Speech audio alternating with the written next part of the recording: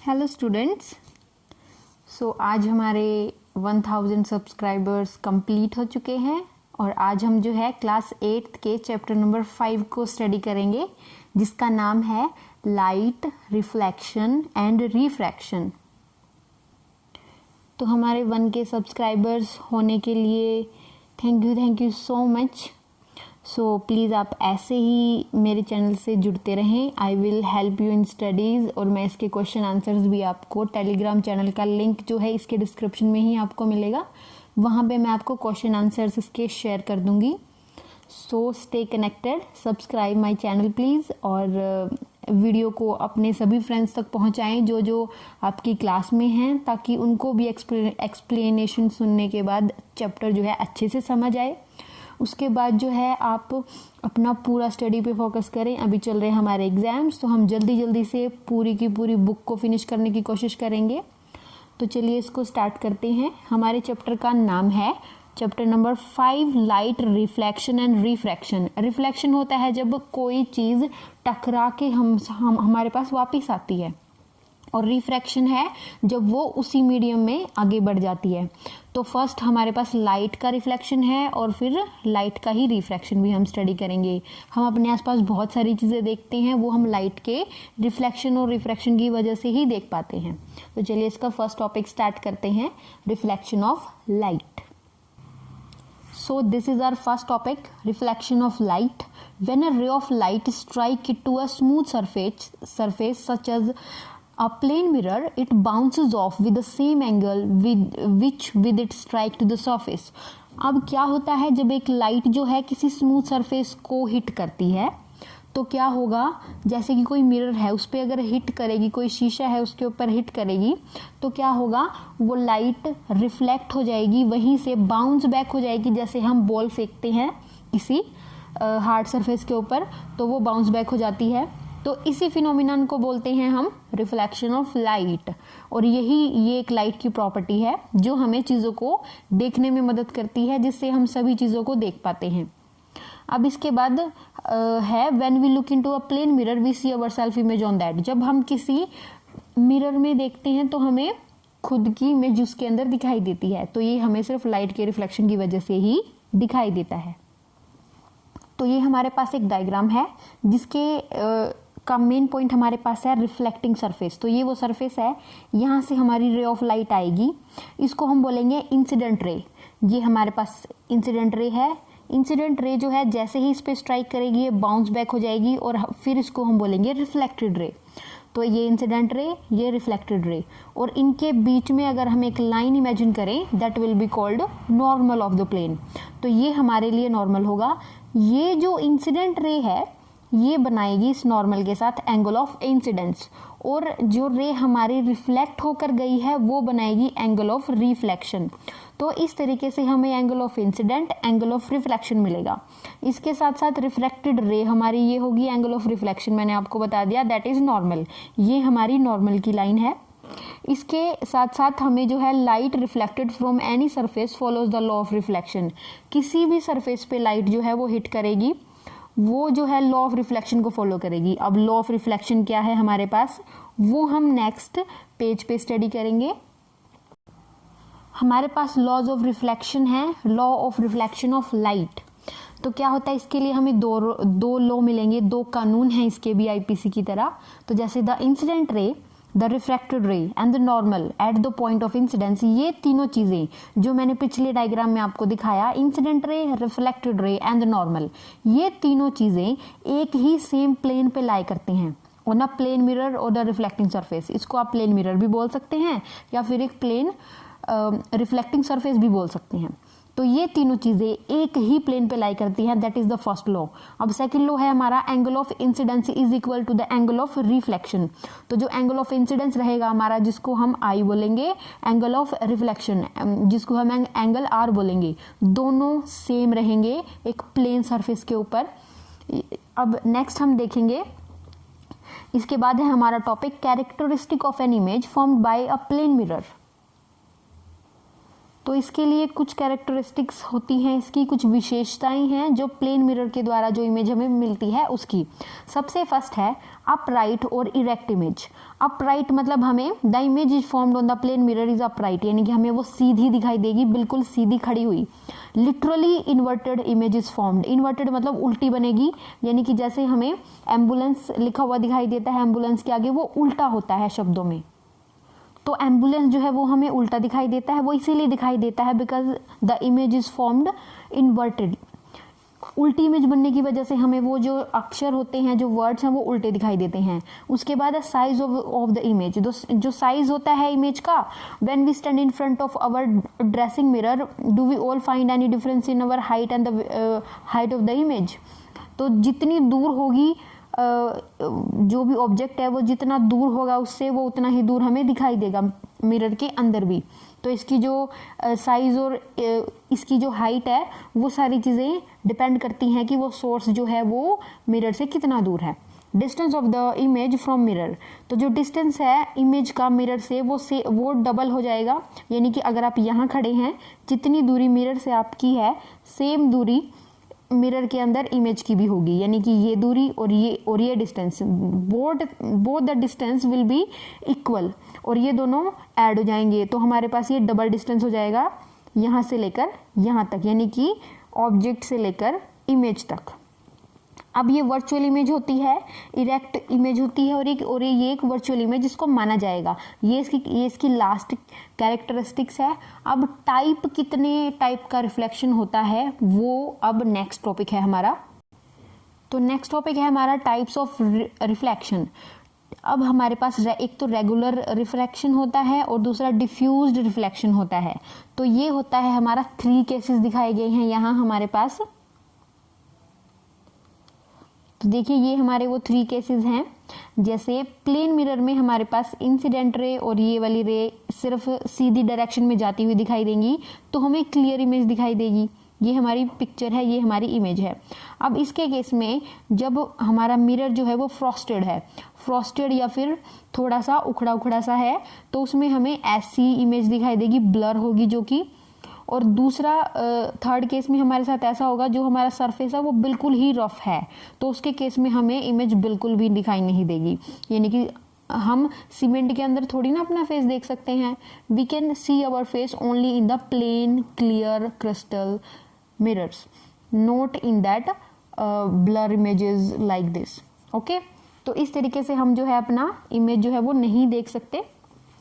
हमें उसके लिए प्लेन मिरर ही चाहिए। फ्रॉस्टेड मिरर में भी प्रॉब्लम है, उसमें ब्लर इमेज आएगी, और एक ऐसा इरेगुलर सरफेस जिसमें डिफ्यूज्ड इमेज बनेगी, जिसमें कुछ दिखेगा ही नहीं, that will be no image. जैसे कोई क्लॉथ है हमारे पास, किसी कपड़े के अंदर थोड़ी ना हम अपना फेस देख सकते हैं लाइक दिस। नेक्स्ट टॉपिक है हमारा मल्टीपल रिफ्लेक्शंस। अलग अलग रिफ्लेक्शंस, हम एक ही साथ अलग अलग रिफ्लेक्शन कैसे बना सकते हैं। तो इसमें एक हमारे पास एक एक्सपेरिमेंट है। अगर हम दो मिरर्स को पैरेलली रख दें तो क्या होगा। तो इसके लिए हमारे पास एक फॉर्मूला है, the number of images of an object placed between 2 mirror can be found from the following formula. तो इस फॉर्मूला में हमारे पास है नंबर ऑफ इमेजेस कितनी बनेंगी is equals to 360 upon angle between the mirrors, -1 करना होगा हमें। अब देखेंगे, अगर एंगल्स के बीच में जो एंगल है वो 0 है, मिरर्स के बीच में एंगल जो है वो 0 है, तो हमारी इमेज बनेगी इनफाइनाइट। अगर हम किसी भी चीज़ को 0 से डिवाइड करते हैं तो वो बन जाएगी इनफाइनाइट। और अगर इनफाइनाइट जिसका हमें अंत ही नहीं पता, अगर हम उसमें से -1 कर देंगे तो उसको क्या ही फर्क पड़ेगा। तो ये हमारा इनफाइनाइट हो जाएगा।